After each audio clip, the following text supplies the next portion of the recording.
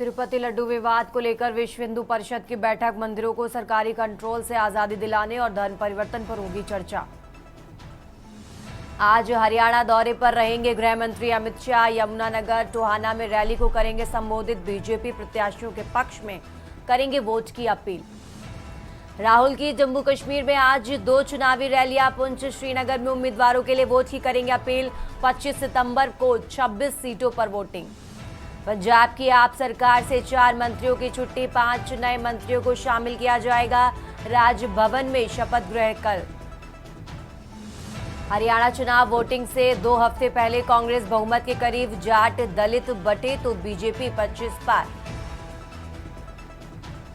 बिहार के 12 जिलों में बाढ़, परीक्षाएं टली। मध्य प्रदेश में कल से बारिश का अलर्ट। राजस्थान में पारा 40% पहुंचा।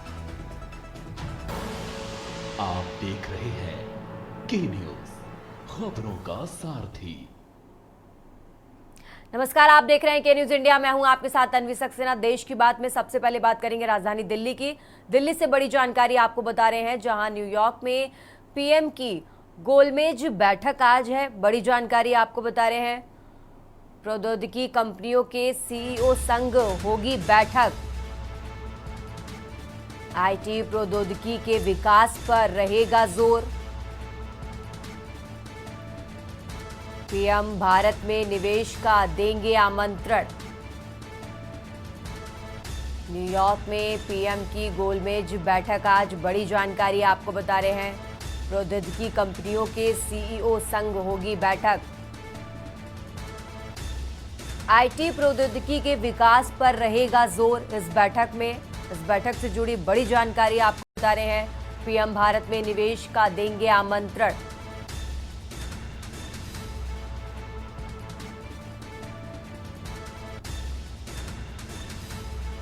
प्रौद्योगिकी कंपनियों के सीईओ संग होगी बैठक। बड़ी जानकारी राजधानी दिल्ली से आपको बता रहे हैं, आईटी प्रौद्योगिकी के विकास पर रहेगा जोर। पीएम भारत में निवेश का देंगे आमंत्रण। बड़ी जानकारी आपको राजधानी दिल्ली से बता रहे हैं, जहां इस बैठक के जरिए पीएम मोदी भारत में निवेश का आमंत्रण देंगे और कई क्षेत्रों के लिए बैठक काफी अहम मानी जा रही है। बड़ी जानकारी आपको राजधानी दिल्ली से बता रहे हैं, पीएम भारत में निवेश का देंगे आमंत्रण।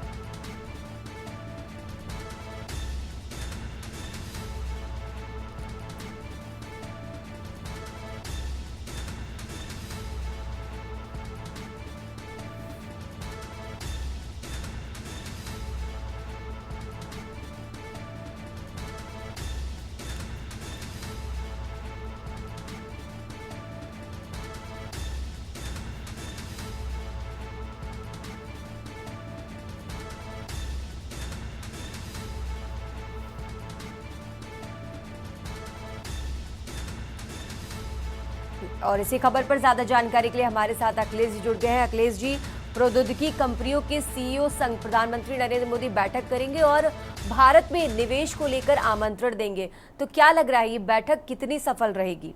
अखिलेश जी।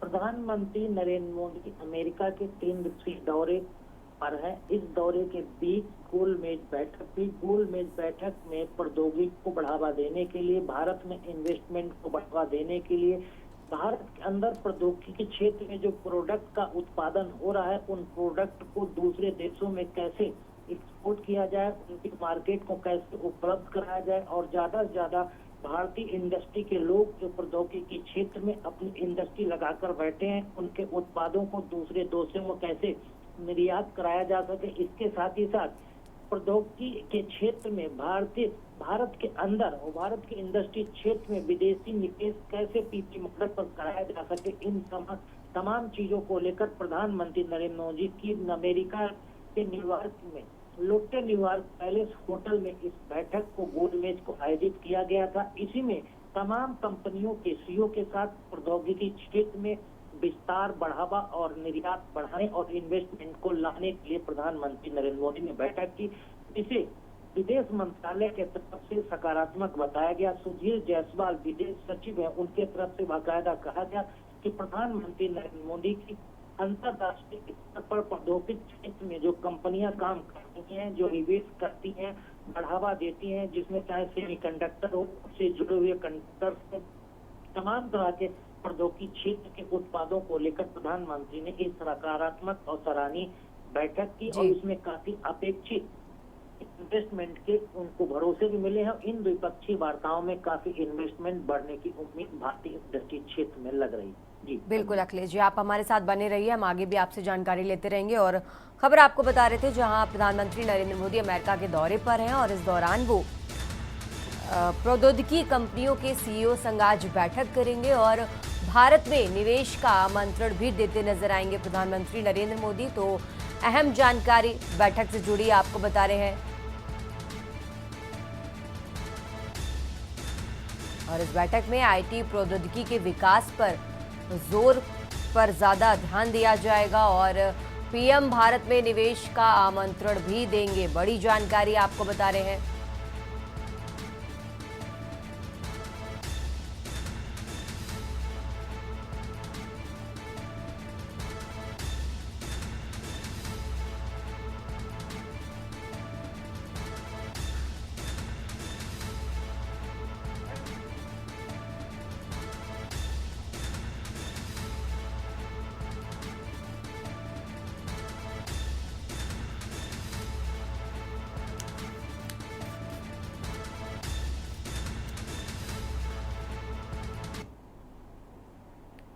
चलिए बढ़ते आगे खबरों में। राजधानी दिल्ली से एक और अहम जानकारी आपको बताते हैं जहां आज जम्मू कश्मीर के चुनावी दौरे पर रहेंगे राहुल गांधी। जम्मू कश्मीर में 2 चुनावी रैलियों को संबोधित करेंगे राहुल गांधी। बड़ी जानकारी आपको बता रहे हैं, राहुल गांधी पुंछ और श्रीनगर में करेंगे चुनावी रैली। सुबह करीब 11 बजे पुंछ में पहली रैली को संबोधित करेंगे राहुल गांधी। बड़ी जानकारी आपको बता रहे हैं। तो वहीं दोपहर 2 बजे श्रीनगर में दूसरी रैली को संबोधित करते नजर आएंगे नेता प्रतिपक्ष राहुल गांधी। साथ ही उम्मीदवारों के लिए वोट की अपील भी करेंगे राहुल गांधी। बड़ी जानकारी आपको बता रहे हैं। आपको बता दें 25 सितंबर को 26 सीटों पर वोटिंग होनी है जम्मू कश्मीर में और आज जम्मू कश्मीर के चुनावी दौरे पर राहुल गांधी। जम्मू कश्मीर में 2 चुनावी रैलियों को संबोधित करते नजर आएंगे नेता प्रतिपक्ष राहुल गांधी। पुंछ और श्रीनगर में करेंगे रैली। सुबह 11 बजे पुंछ में पहली रैली को करेंगे संबोधित। साथ ही दोपहर 2 बजे श्रीनगर में चुनावी रैली को संबोधित करते नजर आएंगे नेता प्रतिपक्ष राहुल गांधी। आपको बता दें जम्मू कश्मीर की 90 विधानसभा सीटों पर 3 चरणों में मतदान हो रहा है। पहले चरण का मतदान 18 सितंबर को हो चुका है, तो वहीं अब दूसरे चरण का मतदान 25 सितंबर को होगा, जिस दिन 26 सीटों पर वोट डाले जाएंगे। और ज्यादा जानकारी के लिए हमारे साथ अखिलेश जी जुड़ गए हैं। अखिलेश जी, जम्मू कश्मीर में पहले चरण का मतदान हो चुका है, दूसरे चरण का मतदान 25 सितंबर को होना है और उससे पहले राहुल गांधी आज जम्मू कश्मीर के दौरे पर उम्मीदवारों के लिए वोट की अपील करते नजर आएंगे। वहां की जनता को पूरी तरह से लुभाने की कोशिश करेंगे राहुल गांधी। अखिलेश जी, जम्मू कश्मीर के विधानसभा चुनाव में ताबड़तोड़ प्रचार कांग्रेस पार्टी कर रही है। कांग्रेस के राष्ट्रीय अध्यक्ष मल्लिकार्जुन खड़गे पिछले दिनों ताबड़तोड़ रैलियां करके कांग्रेस प्रत्याशियों को जिताने के लिए वोट मांग चुके हैं। आज राहुल गांधी भी जम्मू कश्मीर के चुनाव प्रचार में उतर रहे हैं। राहुल गांधी की आज ताबड़तोड़ 2 चुनावी रैलियों का कांग्रेस आयोजन कर रही है। पहली चुनावी रैली पुंछ में और दूसरी कश्मीर में श्रीनगर में होगी। राहुल गांधी की दोनों चुनावी रैलियों में 25 सितंबर को जम्मू कश्मीर की विधानसभा की 26 सीटों पर मतदान होना है। उन सभी विधानसभा सीटों के प्रत्याशियों के लिए राहुल गांधी आज जम्मू कश्मीर की जनता से अपील करेंगे। कांग्रेस और नेशनल कॉन्फ्रेंस के गठबंधन के प्रत्याशियों को जिताने के लिए जनता से वोट मांगेंगे। आपको बता दें कि जम्मू की कुछ सीटों पर चुनाव होना है और श्रीनगर की कुछ सीटों पर चुनाव होना है। दोनों क्षेत्रों के संयुक्त चुनाव 25 सितंबर को वोट डालने के लिए मतदाताओं के अंदर जो जोश भरने का काम आज राहुल गांधी दोनों चुनावी रैलियों के जरिए करेंगे। साथ ही साथ राहुल गांधी जब आज चुनाव प्रचार करेंगे तो राहुल गांधी के चुनाव प्रचार में भारतीय जनता पार्टी और प्रधानमंत्री नरेंद्र मोदी निशाने पर हो सकते हैं।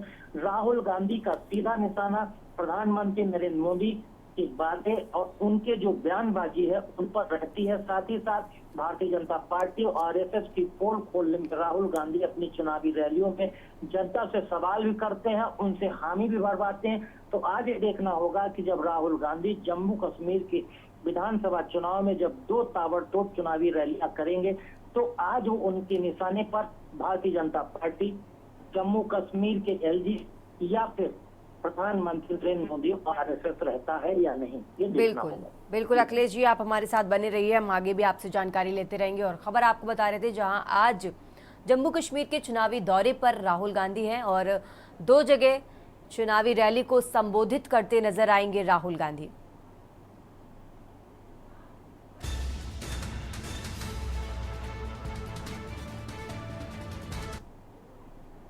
देश की बात में यहाँ रुकेंगे एक छोटे से ब्रेक के लिए, फौरन हाजिर होंगे। ब्रेक के बाद एक बार फिर से आप सभी का स्वागत है। रुक करते हैं खबरों का, लेकिन उससे पहले आपको सीधा लिए चलते हैं अमेरिका की तस्वीरें, जहां प्रधानमंत्री नरेंद्र मोदी सीईओ से मुलाकात कर रहे हैं। क्या कुछ तस्वीरें सामने निकल आ रही है वो देखिए। ज्यादा का है हमारा लक्ष्य, इसे 2030 में $500 बिलियन तक ले जाने का है। सेक्टर में 6 मिलियन नई जॉब्स की हम आपूर्ति कर सकते हैं। इन लक्ष्यों को पाने के लिए इंडस्ट्री के साथ जितना ज्यादा सहयोग बढ़ सकता है हम उसके लिए तैयार हैं और मेरी सिस्टम को भी पूरा करने की दिशा में मैं सफल रहा हूं। भारत में 500 मिलियन से ज्यादा की वर्किंग पॉपुलेशन है। भारत की औसत आयु 28 ईयर और बड़ी बात यह है कि हमारा यूथ स्टेम की पढ़ाई में काफी रुचि ले रहा है। इवन बेटियां भी स्टेम के एजुकेशन में हमारे यहाँ बेटियां भी लीड कर रही है। और मुझे तो याद है कि एक देश में मैं वहाँ के एक बहुत बड़े नेता मुझे पूछ रहा था कि क्या आपके यहाँ बच्चियां स्टेम के अंदर रुचि लेती है। जब मैंने उनको आंकड़ा बताया तो उनके लिए सरप्राइज था कि भारत की बेटियां भी उन सारे क्षेत्रों में काफी कुछ कर रही है। एंड अपस्किलिंग, ये मैं मानता हूं कि बहुत ही फोकस रिक्वायर है, क्योंकि जिस प्रकार से टेक्नोलॉजी में अपग्रेडेशन होता ही चला जा रहा है और सिंह में अगर हम अपग्रेडेशन नहीं करते हैं तो शायद हम रुक जाएंगे। तो मेरा बल उस दिशा में भी उतना ही ज्यादा है। और इंडस्ट्री 4.0 के लिए इंडस्ट्री रेडी वर्कफोर्स वो हम एडवांस में काफी दिशा में आगे बढ़ते हैं। आपका अनुभव और आपकी रिक्वायरमेंट उसके आधार पर कोई हमारे पास प्रोडक्ट मिलता है कि भाई ये तो हम उसके आधार पर काम आगे बढ़ाते हैं और बहुत तेजी से इसको हम बढ़ा सकते हैं। हमारा लक्ष्य 1-2 सालों में 85,000 technician, engineers and R&D experts उनका हम निर्माण करते हैं। उस प्रकार का हम इकोसिस्टम बना करके रिक्वायरमेंट अनुकूल स्किलिंग उस दिशा में हम बल देने का प्रयास कर रहे हैं। सेमीकंडक्टर डिजाइन में तो 20% हिस्सेदारी भारत की है और अब सरकार ने हर सेक्टर के लिए डिजाइन इन इंडिया की मुहिम शुरू की है। और हाल में ही हमने हाई एंड रिसर्च को प्रमोट करने के लिए $12 बिलियन का रिसर्च फंड भी बनाया है, क्योंकि हम इनोवेशन पर विशेष बल देना चाहते हैं। भारत में मजबूत आईपीआर फ्रेमवर्क जो आपने उल्लेख किया आईपीआर के संबंध में, और टेक्नोलॉजी और इनोवेशन को संरक्षित करने की दिशा में भी हमारा उतना ही बल है। हमने जो नया डेटा प्रोटेक्शन लॉ बनाया है उससे भी आप जैसे साथियों को महत्व है। अब डेटा प्रोटेक्शन लॉ का तो महत्व ही है। अब मैं डेटा पॉलिसी को लेकर के अभी आ रहा हूं और मैं गवर्नेंस के मॉडल में डेटा गवर्नेंस पर भी बल दे रहा हूं। मैं गवर्नेंस में एक साइमल्टेनियस पिलर खड़ा करना चाहता हूं, जो गवर्नेंस के ट्रेडिशनल मॉडल है उसके साथ साथ एक गवर्नेंस का डेटा गवर्नेंस का मॉडल, ये दोनों साइमल्टेनियस कैसे काम करे, क्योंकि बदलती हुई दुनिया में ये बहुत बड़ा रोल प्ले करने वाला है और हम उस दिशा में आगे बढ़ने का प्रयास कर रहे हैं। भारत एआई स्ट्रेटजी बनाने वाले सबसे पहले देशों में से एक है और मैं तो जब पिछली बार यहाँ आया था तो व्हाइट हाउस में हमारी एक छोटी सी टेक्निकल ग्रुप की मीटिंग थी, उसमें सुंदर भी थे और उस दिन मैंने कहा था कि मेरे लिए एआई का मतलब है अमेरिका इन इंडिया। तो हम उस ताकत को और बढ़ाना चाहते हैं और भारत ने जो टेक्नोलॉजी को डेमोक्रेटाइज करने की दिशा में जो काम किया है वो हर प्रकार के डिवाइड को खत्म करने वाला एक बहुत ही सफल प्रयोग है, ऐसा हम अनुभव कर रहे हैं। भारत एआई के रिस्पॉन्सिबल और एथिकल उपयोग के लिए भी प्रतिबद्ध है। हम G20 समिट में बैठे थे, उसमें भी एथिकल यूज ये एक सबसे बड़ा एजेंडा विषय था हमारा और उसमें मैंने एक सुझाव दिया था कि जिस प्रकार से एविएशन किसी एक देश या एक राज्य के नियमों से नहीं चलता है, पूरा aviation sector global rules and regulation चलता है। दुनिया का छोटा देश होगा तो भी उसने अमेरिका के स्टैंडर्ड से ही एविएशन चलाना पड़ेगा और अमेरिका कितना ही बड़ा देश कहने को अपनी मनमर्जी से नहीं चलेगा, उसको भी छोटे देश की पद्धतियां उसको स्वीकार करना पड़ेगा। जिस प्रकार से एविएशन सेक्टर ग्लोबल गवर्नेंस बन चुका है, वैसा ही डिजिटल हमें ग्लोबल गवर्नेंस का मॉडल ही खड़ा करना पड़ेगा। किसी एक देश का governance rules and regulation digital world के लिए चलने वाला नहीं है और हमारे सामने मॉडल है। एविएशन सेक्टर एक सक्सेसफुल मॉडल है, सब लोग उसको फॉलो करते हैं। तो मैं G20 में इस विषय को मैंने बहुत आग्रह से रखा है, आगे भी मेरा ये प्रयास है। इतना ही नहीं, मैंने ये भी जिस प्रकार से डीप फेक के कारण लोग आज परेशान है तो उसके सामने भी मैंने कहा है कि क्यों न हम जब तक कि समाज तैयार नहीं होता है तब तक एक वाटरमार्क, हर इस प्रकार की चीज़ों पर वाटरमार्क आना चाहिए कि एआई जनरेटेड है।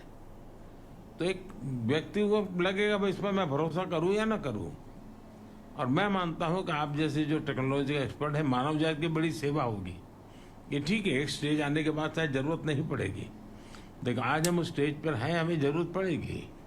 तो वाटरमार्क के साथ एआई जनरेटेड वाटरमार्क, ये कोई भी प्रोडक्ट आएगा अगर एआई टच है तो ऊपर आएगा ही, ऑटोमेटिक आएगा कि एआई जनरेटेड है। उसके लिए रूल्स एंड रेगुलेशन काम नहीं करेंगे, technology will give a solution. और इसलिए मैं समझता हूँ उस दिशा में भी अगर इतने सारे ब्रेन्स यहाँ हैं तो आप जरूर कुछ न कुछ कंट्रीब्यूट कर सकते हैं।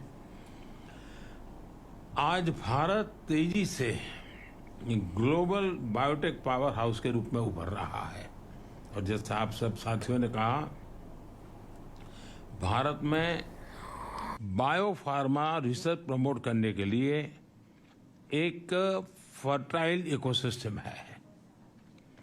भारत में बड़ी संख्या में साइंटिफिक टैलेंट पूल तो है ही है, भारत का बड़ा और डाइवर्स जीन पूल भी है। भारत की विशालता और विविधता, ये मैं समझता हूँ वहाँ एक बार कोई चीज पायोनियर रही है और उसमें प्रयोग हुए हैं तो वो दुनिया में कहीं पर भी वो लागू हो सकते हैं। इतनी विशालता और विविधता वहाँ भरी पड़ी है। एफोर्डेबल रिसर्च की पॉसिबिलिटी भी है और अफोर्डेबल मैन्युफैक्चरिंग और एश्योर्ड क्वालिटी भी है। बायो सिक्योर एक्ट जो कैपेसिटी गैप क्रिएट का होगा, भारत उसे ट्रस्टेड और एफिशिएंट तरीके से पूरा कर सकता है। बायो मैन्युफैक्चरिंग को बूस्ट करने के लिए हम बायो E3 पॉलिसी लेकर आए हैं। आपके साथ ध्यान में आया होगा, पिछले सप्ताह ही मैंने मेरी कैबिनेट में बायो E3 की पॉलिसी हम लेके आए हैं और एक बहुत फ्यूचरिस्टिक पॉलिसी हमने बनाई है। बायो E3 यानी biotechnology for economy, employment and environment, इन तीनों चीज़ों को लेकर के मैंने बायो E3 पॉलिसी को बल दिया है। 2030 तक भारत की बायो इकोनॉमी बढ़कर $300 बिलियन की होने की हम संभावना देखते हैं। 2025 तक भारत में 10,000 से ज़्यादा बायो स्टार्टअप्स की संभावना मैं देख रहा हूं, जिसके कारण आप कल्पना कर सकते हैं ग्रास लेवल पर कितने बड़े काम की संभावना इस बायो के सेक्टर में भी होने की संभावना मैं देखता हूं। हमारा लक्ष्य है कि हेल्थ सिक्योरिटी और ग्लोबल चैलेंज के सॉल्यूशन देने में भारत लीडरशिप के रोल में हो, और जिसमें आप सबका सहयोग बहुत बड़ी हमें ताकत दे सकता है। भारत प्रो प्लैनेट पीपल की अप्रोच को लेकर इंफ्रास्ट्रक्चर बना रहा है, इनोवेट कर रहा है। 2030 तक 500 गीगावाट रिन्यूएबल एनर्जी के टारगेट को अचीव करने के लिए हम एक साथ कई स्तर पर काम कर रहे हैं, और इसलिए आपके लिए मैन्युफैक्चर में भी अद्भुत संभावना है। फ्रेंड्स, आत्मनिर्भर और सशक्त भारत की विकास यात्रा में आप सभी को मैं एक सहयात्री के रूप में, एक सहभागीदारी के रूप में हमेशा मानता हूं, देखता हूं, और उस प्रकार से हमारी यात्रा भी रही है, आप सबका अनुभव भी है। और मुझे विश्वास है कि भारत और अमेरिका की टेक कंपनीज मिलकर ग्लोबल चैलेंजेस के समाधान से में अहम रोल निभाएगी। मेरी टीम आपके जो सुझाव मिले हैं उसको भी, और आपने जो एक विश्वास व्यक्त किया उसको भी, हम उसको बड़ी गंभीरता से लेते हुए आवश्यकता के अनुसार उसको हम फॉलोअप भी करेंगे। मेरे द्वार तो हमेशा खुले रहते हैं। मैं हमेशा एक विद्यार्थी की तरह आप सबसे कुछ सुनता हूँ, सीखता भी हूँ, और गवर्नेंस में उसको लाने का प्रयास भी करता हूँ, ताकि मेरा देश भी उतना ही तेज़ी से आगे बढ़े। लेकिन मैं फिर से एक बार आप सब समय निकाल करके आए, मैं आपका बहुत बहुत आभारी हूँ, और मैं आपका हृदय से आभारी हूँ कि आप चिंता किए और इस काम को आगे बढ़ाए हो। बहुत बहुत धन्यवाद जी। प्रधानमंत्री का अमेरिकी दौरा, जहां सीईओज के साथ, टेक सीईओज जो हैं उनके साथ राउंड टेबल कॉन्फ्रेंस में बहुत अहम बातें प्रधानमंत्री ने यहां पर कही।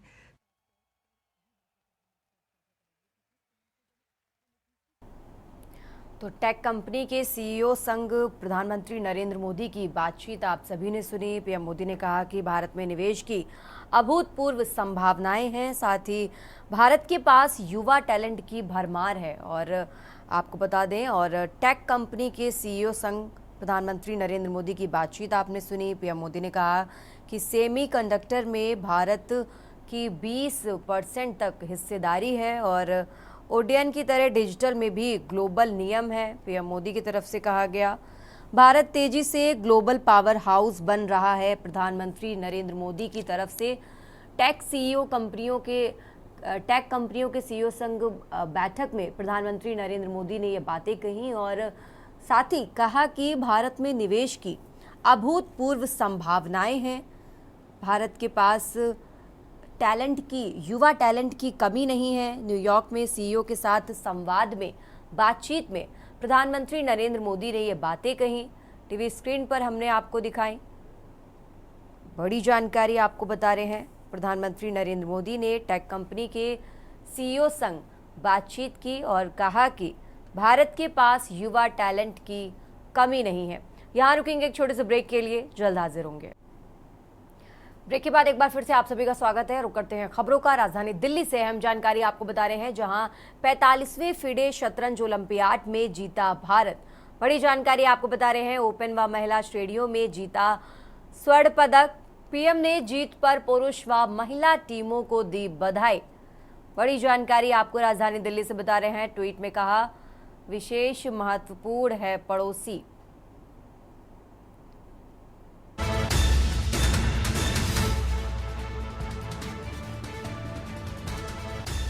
बड़ी जानकारी आपको राजधानी दिल्ली से बता रहे हैं। ट्वीट में कहा, विशेष महत्वपूर्ण है पड़ोसी। नीति और विजन में रखता है विशेष। बहुआयामी सहयोग को करेगा मजबूत।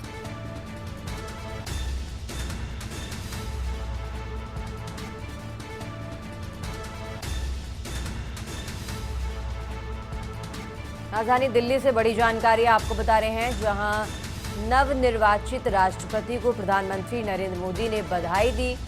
पीएम मोदी ने अनुराग कुमारा को दी बधाई और साथ ही आपको बता दें, सोशल मीडिया प्लेटफॉर्म एक्स पर उन्होंने लिखा कि विशेष महत्वपूर्ण है पड़ोसी। नीति और विजन में रखता है विशेष। बहुआयामी सहयोग को करेगा मजबूत। बड़ी जानकारी आपको बता रहे हैं, जहां प्रधानमंत्री नरेंद्र मोदी ने सोशल मीडिया प्लेटफॉर्म एक्स पर बधाई दी है और कहा है कि बहुआयामी सहयोग को करेगा मजबूत। नवनिर्वाचित राष्ट्रपति को पीएम मोदी ने बधाई दी। बड़ी जानकारी आपको बता रहे हैं, पीएम मोदी ने अनुराग कुमारा को दी बधाई। सोशल मीडिया प्लेटफॉर्म एक्स पर ट्वीट कर दी बधाई। बड़ी जानकारी आपको बता रहे हैं।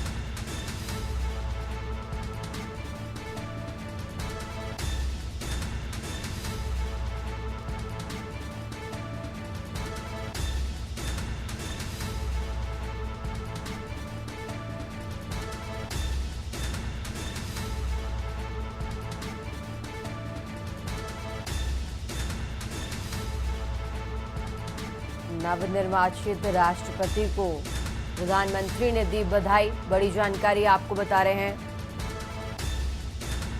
श्रीलंका के नए राष्ट्रपति को प्रधानमंत्री नरेंद्र मोदी ने सोशल मीडिया प्लेटफॉर्म एक्स के जरिए बधाई दी और लिखा कि नीति और विजन में रखता है विशेष। बहुआयामी सहयोग को करेगा मजबूत।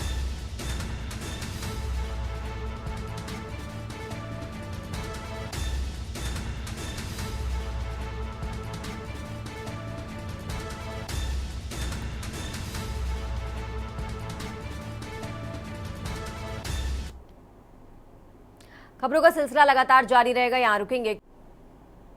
देश की बात में एक बार फिर से हाजिर है, रुक करते हैं खबरों का और अहम जानकारी आपको बता रहे हैं। अंबाला में कांग्रेस की बड़ी चुनावी सभा आज। कांग्रेस अध्यक्ष मल्लिकार्जुन खड़गे करेंगे शिरकत। बड़ी जानकारी आपको बता रहे हैं, चुनावी सभा में भूपेंद्र सिंह हुड्डा भी रहेंगे मौजूद। चुनावी सभा में भूपेंद्र सिंह हुड्डा भी रहेंगे मौजूद। कांग्रेस प्रत्याशी के पक्ष में करेंगे चुनाव प्रचार। अंबाला में कांग्रेस की बड़ी चुनावी सभा आज। कांग्रेस अध्यक्ष मल्लिकार्जुन खड़गे करेंगे शिरकत। चुनावी सभा में भूपेंद्र सिंह हुड्डा भी रहेंगे मौजूद। साथ ही कांग्रेस उम्मीदवारों के पक्ष में करेंगे चुनाव प्रचार, वोट की अपील करते नजर आएंगे। और आज अंबाला में कांग्रेस की बड़ी चुनावी सभा। कांग्रेस अध्यक्ष मल्लिकार्जुन खड़गे करेंगे शिरकत। चुनावी सभा में भूपेंद्र सिंह हुड्डा भी रहेंगे मौजूद। कांग्रेस प्रत्याशी के पक्ष में करेंगे चुनाव प्रचार। कांग्रेस उम्मीदवारों के लिए वोट की अपील करते नजर आएंगे। बड़ी जानकारी आपको बता रहे हैं।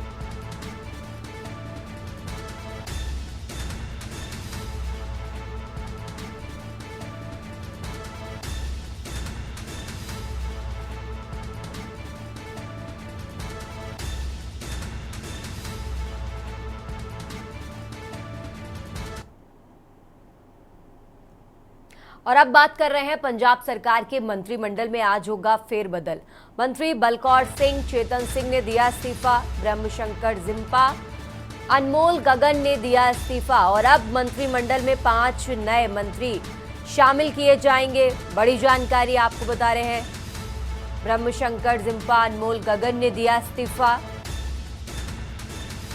और इस्तीफे के बाद अब मंत्रिमंडल में 5 नए मंत्री शामिल किए जाएंगे। आपको बता दें, मंत्री बलकौर सिंह, चेतन सिंह ने दिया इस्तीफा, ब्रह्मशंकर जिम्पा, अनमोल गगन ने, ये उन मंत्रियों के नाम जिन्होंने इस्तीफा दिया और अब इन सभी मंत्रियों के इस्तीफे के बाद मंत्रिमंडल में 5 नए मंत्री शामिल किए जाएंगे, जिसके लिए आज शाम 5 बजे राजभवन में शपथ समारोह होगा और पंजाब सरकार के मंत्रिमंडल में बड़ा फेरबदल आज देखने को मिलेगा।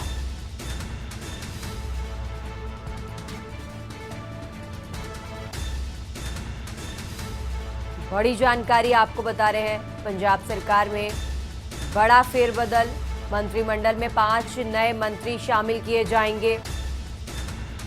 आपको बता दें, मंत्री बलकौर सिंह, चेतन सिंह ने दिया इस्तीफा, साथ ही ब्रह्मशंकर जिम्पा, अनमोल गगन ने भी दिया इस्तीफा और इन मंत्रियों के इस्तीफों के बाद अब मंत्रिमंडल में 5 नए मंत्री शामिल किए जाएंगे और आज शाम 5 बजे राजभवन में शपथ समारोह होगा, जिसके बाद पंजाब सरकार के मंत्रिमंडल में बड़ा फेरबदल आज देखने को मिलेगा। बड़ी जानकारी आपको बता रहे हैं।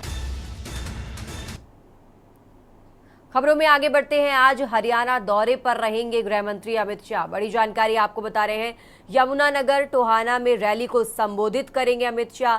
नायब सैनी मोहन लाल बड़ौली रहेंगे मौजूद। प्रदेश भाजपा के बड़े चेहरे भी इस दौरान वहां पर शामिल रहेंगे, मौजूद रहेंगे और बीजेपी प्रत्याशियों के पक्ष में वोट की अपील करते नजर आएंगे ये बड़े चेहरे। तो बड़ी जानकारी आपको बता रहे हैं, हरियाणा विधानसभा चुनाव से जुड़ी आज हरियाणा दौरे पर केंद्रीय गृह मंत्री अमित शाह यमुनानगर, टोहाना में रैली को संबोधित करेंगे गृह मंत्री। नायब सिंह सैनी, मोहन लाल बड़ौली रहेंगे मौजूद। प्रदेश भाजपा के बड़े नेता भी रहेंगे मौजूद।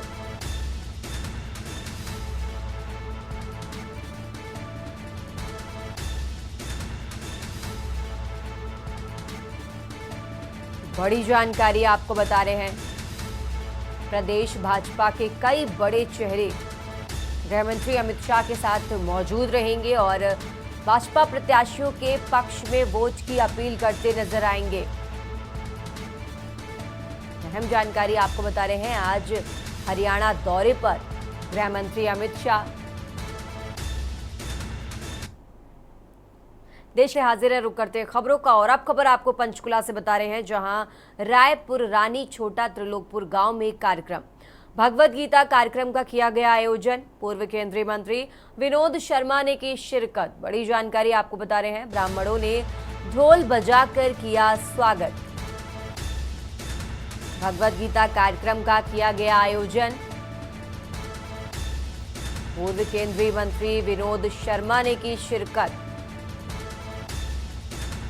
ब्राह्मणों ने ढोल बजाकर किया स्वागत। पंचकुला से अहम जानकारी आपको बता रहे हैं, जहां रायपुर रानी छोटा त्रिलोकपुर गांव में कार्यक्रम का आयोजन किया गया। आपको बता दें, भगवत गीता कार्यक्रम का आयोजन किया गया, जिसमें पूर्व केंद्रीय मंत्री विनोद शर्मा शामिल हुए और इस दौरान ब्राह्मणों ने उनका ढोल बजाकर स्वागत भी किया। बड़ी जानकारी पंचकुला से आपको बता रहे हैं।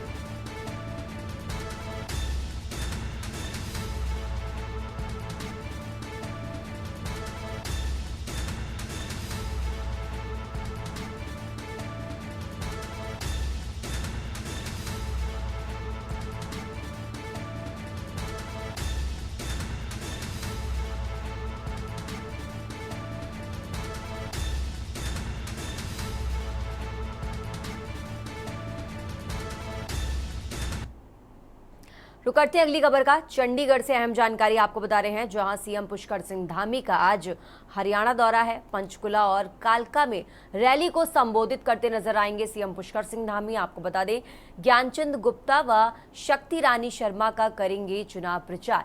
हरियाणा भाजपा के बड़े नेता भी साथ में सीएम पुष्कर सिंह धामी के साथ में मौजूद नजर आएंगे और हरियाणा भाजपा के कई बड़े नेता भी रहेंगे मौजूद। बड़ी जानकारी आपको बता रहे हैं, सीएम पुष्कर सिंह धामी का आज हरियाणा दौरा। पंचकुला और कालका में रैली को करेंगे संबोधित। ज्ञानचंद गुप्ता व शक्ति रानी शर्मा का करेंगे प्रचार। हरियाणा भाजपा के कई बड़े नेता भी रहेंगे मौजूद।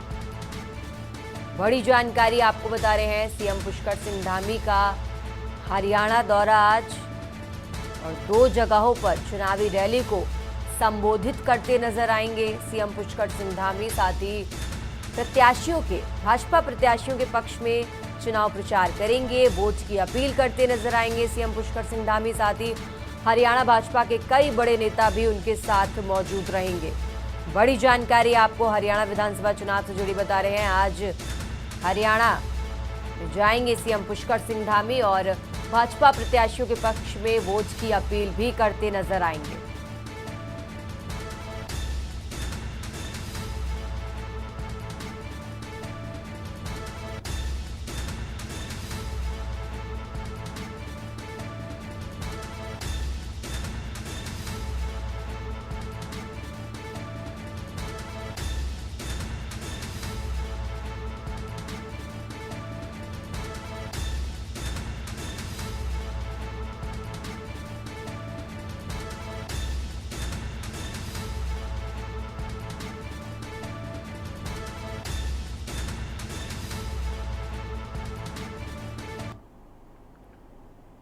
खबरों में आगे बढ़ते और अब खबर आपको यमुनानगर से बता रहे हैं, जहां विधानसभा चुनाव से पहले सैनी समाज एकजुट होकर सलेमपुर खादर में विशाल सम्मेलन आयोजित किया। सम्मेलन में सैनी समाज ने एकजुट होकर जगाधारी से भाजपा प्रत्याशी कंवरपाल गुर्जर को समर्थन देने का ऐलान किया। सैनी समाज ने कहा कि भाजपा सरकार ने सैनी समाज के बेटे के मुख्यमंत्री बनाया है, उसके लिए वो भाजपा का धन्यवाद करते हुए विधानसभा में मजबूती के साथ भाजपा को भारी बहुमत से जिताने का ऐलान किया। कार्यक्रम में उत्तर प्रदेश सरकार के पूर्व कैबिनेट मंत्री सुरेश राणा, हिमाचल की चौपाल विधानसभा से विधायक बलबीर वर्मा मौजूद रहे।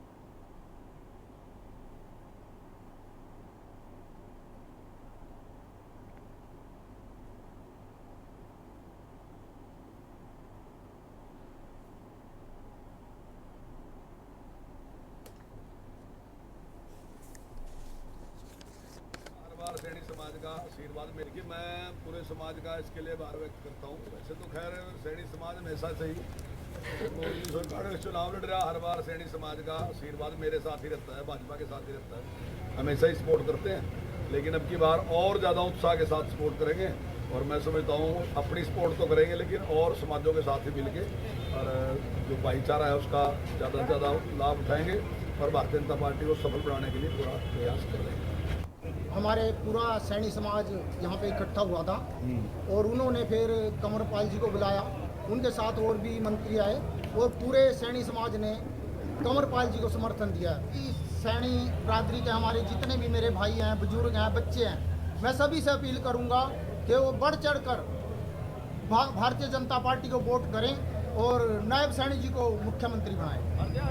चौधरी कंवरपाल बहुत बढ़िया आदमी, सबका समर्थन हमारा, सबका सारे सैनी समाज का, और बढ़िया काम करे तो सब साथ ने और सैनी समाज ने सारा जो है समर्थन दिया। समाज ने एक तरफा समर्थन दिया और ये भी कहा कि सैनी किसी का उदाहरण नहीं रखता और एक एक वोट मिलेगी। और इसका कारण ये है, कोई गांव 20 किलोमीटर का एरिया देख ले हम, हर गांव में से कम 5-5, 7-7 लड़के बिना पैसे के जब भी की गए नंबर पड़ जाता, लेकिन मेडिकल में फिर भी पैसे देने पड़ते थे। इस बार न मेडिकल में, न टेस्ट में, न इंटरव्यू।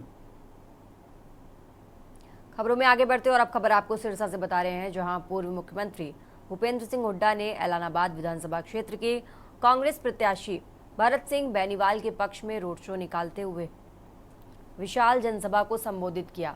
सभा को संबोधित करते हुए हुड्डा ने कहा कि इस बार हरियाणा की 36 बिरादरी ने प्रदेश में कांग्रेस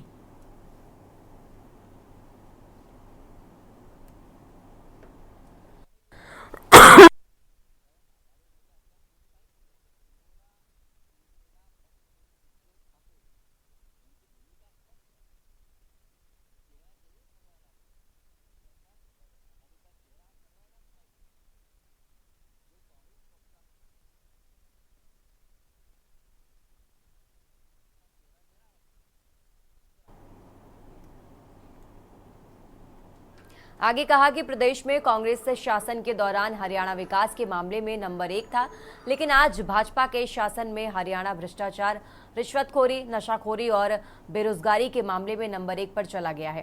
उन्होंने कहा कि आज बदमाश किसी से नहीं डर रहे और व्यापारियों व उद्योगपतियों से खुलेआम फिरौती मांग रहे थे। साथ ही बदमाशों को चेतावनी देते हुए कहा कि या तो वो 8 अक्टूबर से पहले बदमाशी छोड़ दें या फिर हरियाणा छोड़कर चले जाएं।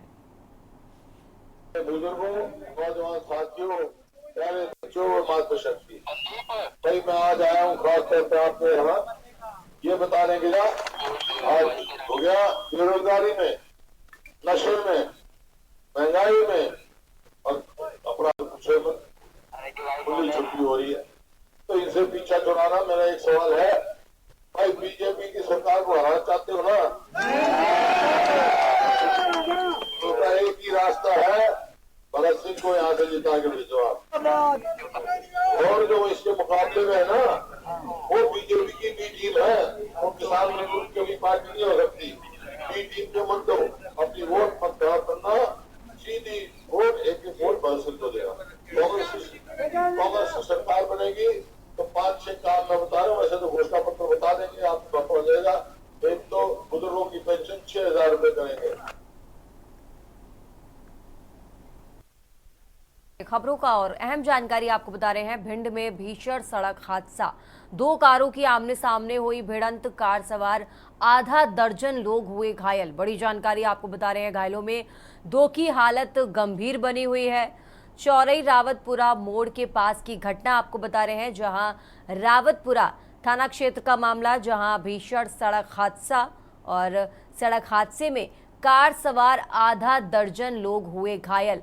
2 कारों की आमने सामने भिड़ंत हुई और उसके बाद आपको बता दें कार सवार आधा दर्जन लोग हुए घायल। बड़ी जानकारी भिंड से आपको बता रहे हैं, 2 कारों की आमने सामने हुई भिड़ंत, कार सवार आधा दर्जन लोग हुए घायल। घायलों में 2 की हालत गंभीर, कार सवार आधा दर्जन लोग हुए घायल। घायलों में 2 की हालत गंभीर बताई जा रही है। चौरई रावतपुरा मोड़ के पास की घटना आपको बता रहे हैं, जहां भीषण सड़क हादसा,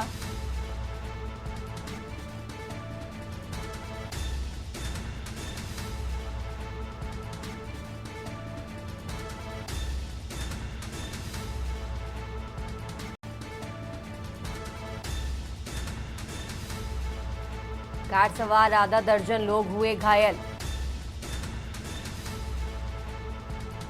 घायलों में 2 की हालत गंभीर बताई जा रही है। आपको बता दें, भिंड में भीषण सड़क हादसा और इस हादसे में कार सवार आधा दर्जन लोग हुए घायल और घायलों में 2 की हालत गंभीर बताई जा रही है।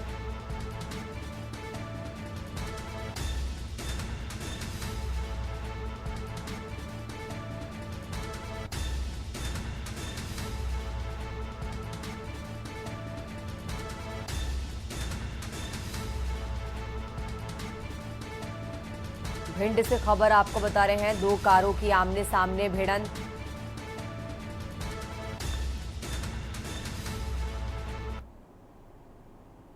खबरों में आगे बढ़ते हैं। भिंड से एक और अहम जानकारी आपको बताते हैं, जहां प्रभारी मंत्री प्रहलाद पटेल को लेकर सरपंचों में आक्रोश। ज्ञापन लेकर बिना सुने गाड़ी में बैठकर निकले प्रभारी मंत्री। प्रभारी मंत्री के रवैये से नाराज सरपंच धरने पर बैठे। कैबिनेट मंत्री की गाड़ी के सामने बैठे सरपंच। रुके विकास कार्यों को लेकर मिलना चाहते थे सरपंच। सरपंच संघ लोकसभा चुनाव में बहिष्कार की मांग कर रहे हैं। और आपको बता दें, मंत्री राकेश शुक्ला के आश्वासन से माने थे सरपंच। महगांव सर्किट हाउस का मामला आपको बता रहे हैं।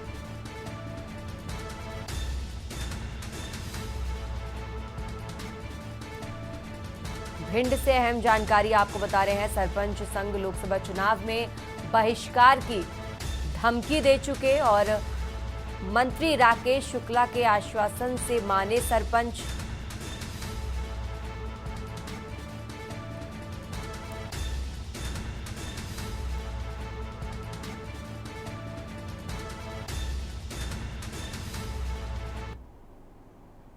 अब बात कर रहे हैं मिर्जापुर की, जहां मिर्जापुर से अहम जानकारी आपको बता रहे हैं। सीएम योगी का आज मिर्जापुर दौरा है। 11:50 पर गोपालपुर हेलीपैड पहुंचेंगे सीएम योगी। उसके बाद रोजगार मेले में शामिल होंगे सीएम योगी। बड़ी जानकारी आपको बता रहे हैं। साथ ही लोकार्पण और शिलान्यास भी करते नजर आएंगे और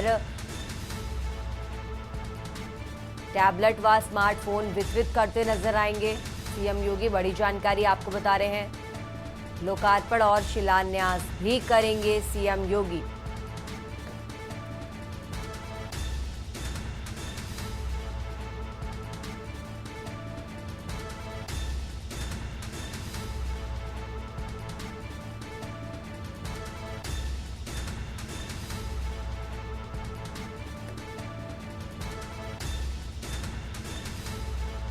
अहम जानकारी आपको बता रहे हैं, जहां आज मिर्जापुर के दौरे पर हैं सीएम योगी। करीब 11:50 पर गोपालपुर हेलीपैड पहुंचेंगे, जहां उसके बाद रोजगार मेले में शामिल होंगे। लोकार्पण और शिलान्यास भी करेंगे सीएम योगी।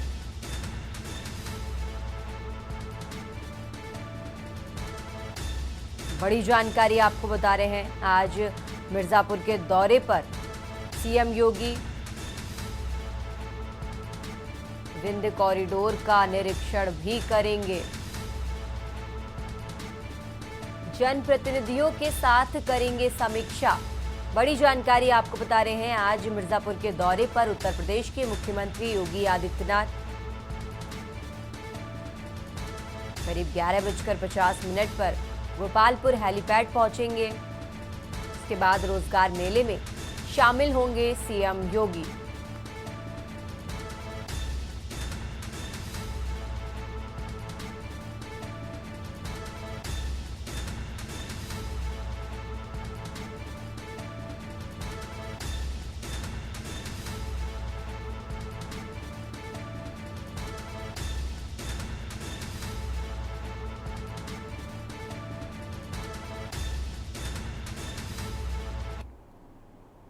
खबरों में आगे बढ़ते हैं। सीएम योगी के मिर्जापुर दौरे से जुड़ी और जानकारी आपको बताते हैं, जहां आज सीएम योगी आदित्यनाथ का मिर्जापुर दौरा है। करीब 764.97 करोड़ की परियोजनाओं की सौगात देंगे।